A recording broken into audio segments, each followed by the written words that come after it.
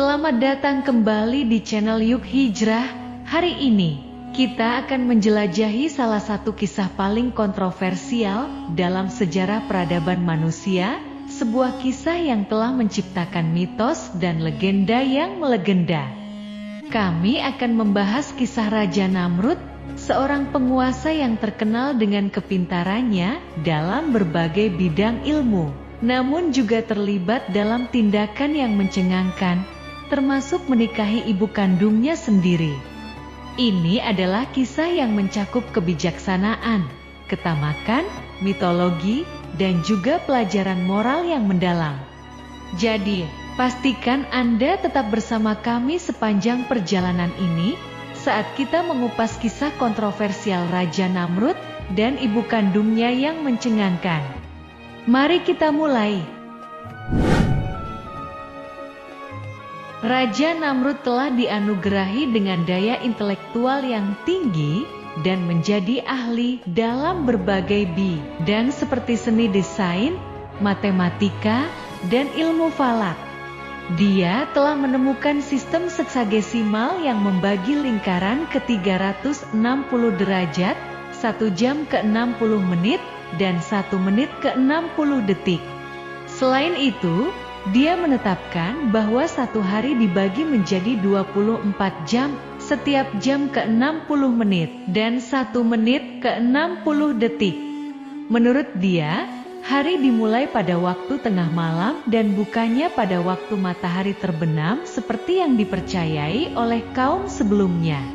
Di samping itu, Namrud mahir dalam perhitungan matematika dalam konstruksi bangunan-bangunan besar, jembatan, kuil, istana, dan bendungan.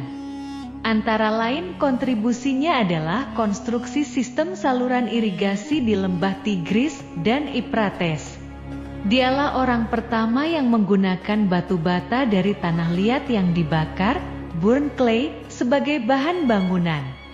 Bahkan Namrud terkenal sebagai arsitek Menara Babel, yaitu bangunan pencakar langit yang pertama di dunia. Sayangnya, sebagai seorang ateis, dia telah menyalahgunakan kemampuan itu untuk menyesatkan rakyatnya. Antara lain, menggunakan ilmu falak untuk menciptakan berbagai sistem meramal nasib seperti horoskop dan meramal nasib palmistri. Tujuannya adalah untuk menunjukkan bahwa manusia tidak perlu Tuhan, karena manusia mampu memprediksi dan mengubah nasibnya sendiri. Selain itu, ia membangun banyak bangunan dan berhala yang megah dan indah, agar manusia kagum dengan kehebatan ciptaannya sendiri. Menara Babel yang berarti pintu gerbang yang sempurna, merupakan kuil di mana pendeta-pendeta memuji Namrud. Tujuannya dibangun adalah untuk menaikkan sebuah bangunan yang mampu mencapai kayangan. Menurut buku Sejarah Para Rasul dan Raja, pada abad ke-9 oleh ahli sejarah Islam terkenal Al-Tabari, menara tersebut telah dihancurkan oleh Allah. Awalnya para pendahulunya menggunakan satu bahasa, yaitu bahasa Suryani, tetapi ia memecahnya ke 72 bahasa yang berbeda. Akibatnya mereka tidak dapat berkomunikasi satu sama lain dan tidak dapat melanjutkan pembangunan menara tersebut. Ia juga sangat meminati ilmu sihir dan menggunakannya untuk mempengaruhi pikiran rakyatnya. Konon, dia mempelajari ilmu tersebut dari 2 malaikat Harut dan Marut yang pernah disebut dalam Al-Quran. Selain itu, Namrud telah memulai suatu era yang baru di mana manusia memandang rendah pada Tuhan. Rakyatnya tidak dianjurkan untuk melakukan kebaikan demi Tuhan, karena baginya Tuhan yang gaib adalah lemah. Oleh itu, orang-orang di bawah pemerintahannya bisa mengikuti nafsu manusia seperti berpesta, seks bebas, arak dan segala kemungkaran yang lain. Oleh karena itu, Namrud diberi gelar Bakus atau Dewa Anggur karena ia mabuk dengan keduniaan.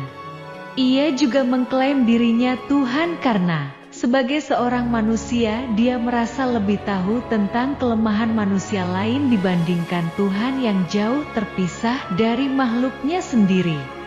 Kisah Raja Namrud menikahi ibu kandungnya. Namrud merupakan seorang yang cerdas, menguasai ilmu matematika dan ahli bangunan. Salah satu karyanya yang terkenal sampai hari ini adalah Menara Babel, membangun kota Babel, Erek, Akkad, Asyur dan Niniwe. Sisa peninggalannya bisa ditemukan di Mosul, Baghdad, dan Gunung Namrud yang tak jauh dari kota Adiyaman. Disebutkan dalam sejarah bahwa Semiramis menikahi Kush, cucu Nuh. Saat itu usia gadis ini masih remaja dan wajahnya sangat cantik dan pintar. Tak lama setelah menikah, Kush wafat dan Namrud lahir tanpa kehadiran seorang ayah. Tetapi menurut pengakuan Semiramis, dia melahirkan Namrud tanpa ayah dan menganggap dirinya suci tanpa pernah disentuh pria. Sehingga menganggap anaknya, Namrud sebagai anak yang suci yang lahir dari seorang perawan. Setelah Namrud menginjak usia dewasa, Semiramis sering tampak cemburu ketika gadis-gadis mendekati anaknya. Hingga pada suatu ketika, dia menikah dengan anak kandungnya sendiri. Kisah ini kemudian menjadi menarik. Namrud yang dianggap sebagai Tuhan disalibkan dengan domba dan ditempatkan dalam sebuah gua. 3 hari kemudian, batu yang menutupi terguling dan pintu masuk gua tampak terbuka.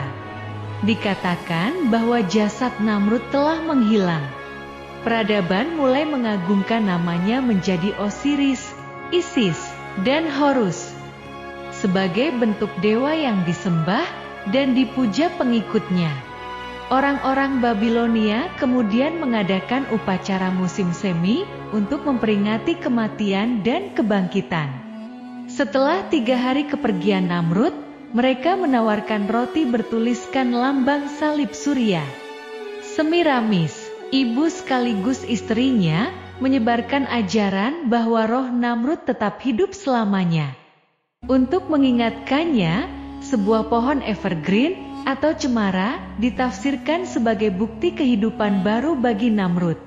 Untuk mengenang hari kelahirannya, Namrud akan hadir di pohon ini dan meninggalkan bingkisan yang digantungkan di ranting-rantingnya.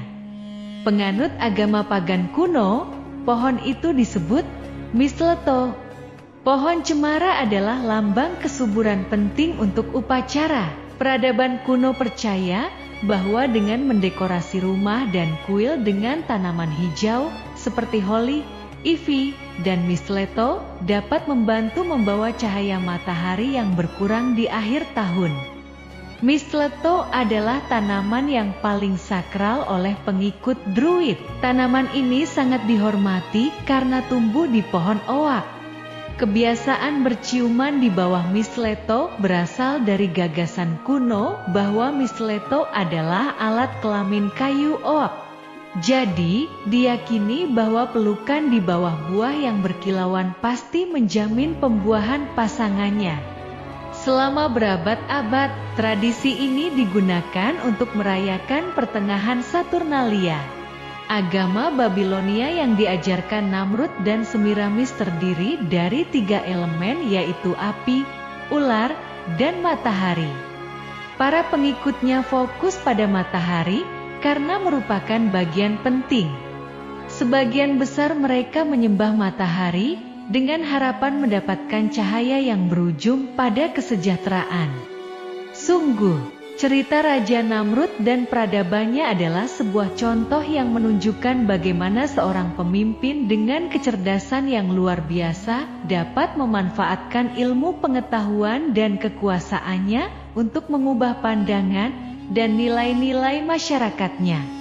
Namrud, dengan semua pencapaiannya dalam bidang ilmu dan teknologi, memilih untuk memanfaatkannya untuk tujuan yang penuh keserakahan dan egoisme.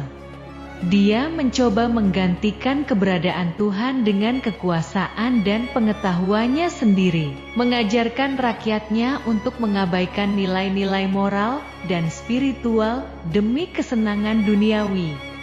Namun akhirnya, keangkuhan dan ketidakpatuhannya terhadap prinsip-prinsip yang lebih tinggi membawanya kepada kejatuhan. Kisah tentang penyanderaan rakyatnya dalam kecanduan duniawi dan pengabaian terhadap nilai-nilai spiritual mengingatkan kita tentang bahaya yang terkandung dalam penggunaan ilmu dan kekuasaan tanpa tanggung jawab moral. Kisah ini juga menggambarkan bagaimana agama dan mitos dapat digunakan untuk mengontrol masyarakat dan mengendalikan perilaku mereka. Semiramis menciptakan mitos tentang Namrud sebagai seorang dewa, dan ini digunakan untuk memperkuat kekuasaan dan pengaruhnya atas rakyatnya. Penting bagi kita untuk selalu merenungkan kisah-kisah seperti ini sebagai pengingat tentang bahaya kekuasaan yang tidak terkendali dan perlunya menjaga keseimbangan antara pengetahuan, moralitas, dan nilai-nilai kemanusiaan. Peradaban yang berkembang harus senantiasa didasarkan pada etika dan rasa tanggung jawab terhadap sesama manusia, bukan hanya pada kepentingan diri sendiri.